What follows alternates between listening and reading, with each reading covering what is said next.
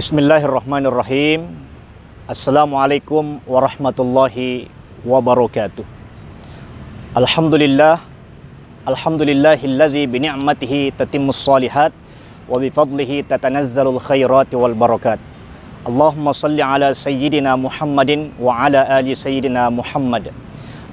Pemirsa TVRI, obrolan hikmah dimanapun Anda berada, semoga Allah Subhanahu wa Ta'ala memuliakan kita semua di bulan yang penuh dengan keberkahan ini, bulan suci Ramadan. Kita tahu bahwa Ramadan adalah bulan berkah. Pertanyaannya kemudian adalah, apa konsep keberkahan di dalam Al-Quran? Dalam bahasa Arab, berkah itu artinya ziyadatul khair, atau bertambahnya kebaikan.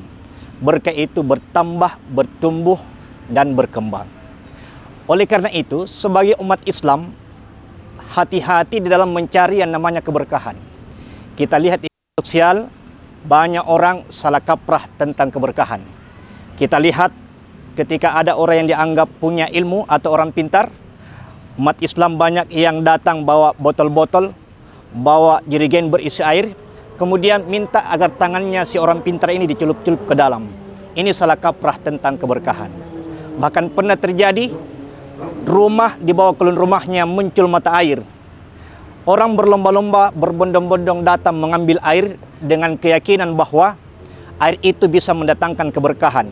Katanya kalau diminum maka akan sehat, atau dioleskan ke badan maka seluruh penyakit kulit akan sembuh.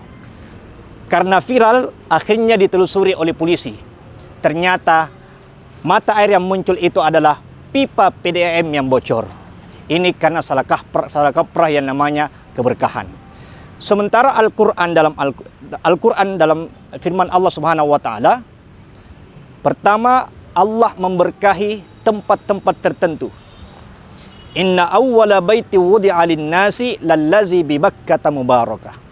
Sesungguhnya rumah ibadah yang pertama dibangun oleh Allah adalah di Bakkah mubarakah. Yang dimaksud di Bakkah di sini adalah tempat yang padat, tempat yang macet dan diberkahi oleh Allah. Apa bukti kalau Mekah itu berkah?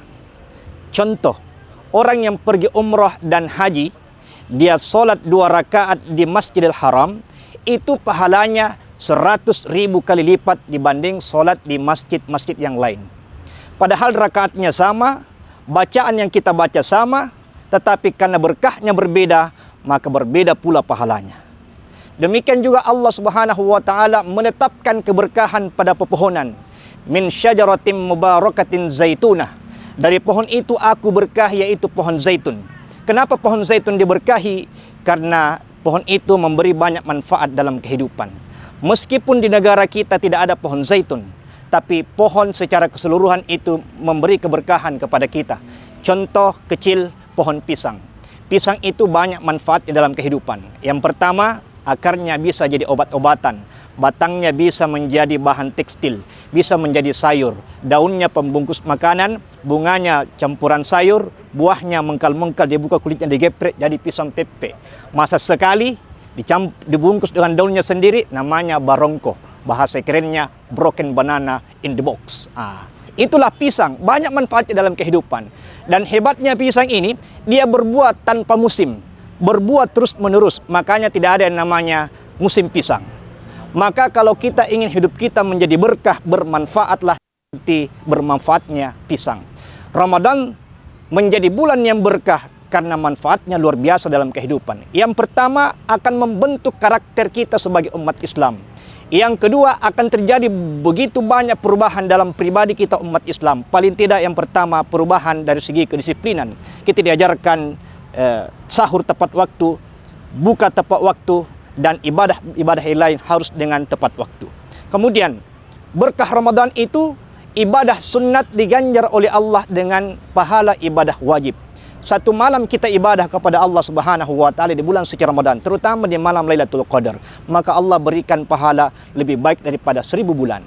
Asbabun nuzul dari surah Al-Qadar ini lebih baik daripada 1000 bulan adalah ibadahnya seorang Bani Israel. Siapa Bani Israel itu? Seorang nabi bernama Syam'un Al-Ghazi. Syam'un Al-Ghazi salah satu nabi yang tidak disebutkan namanya dalam Al-Quran, tetapi disebutkan namanya di dalam hadits. Nabi Syam'un adalah Nabi yang sangat kuat dan tidak pernah terkalahkan dalam peperangan.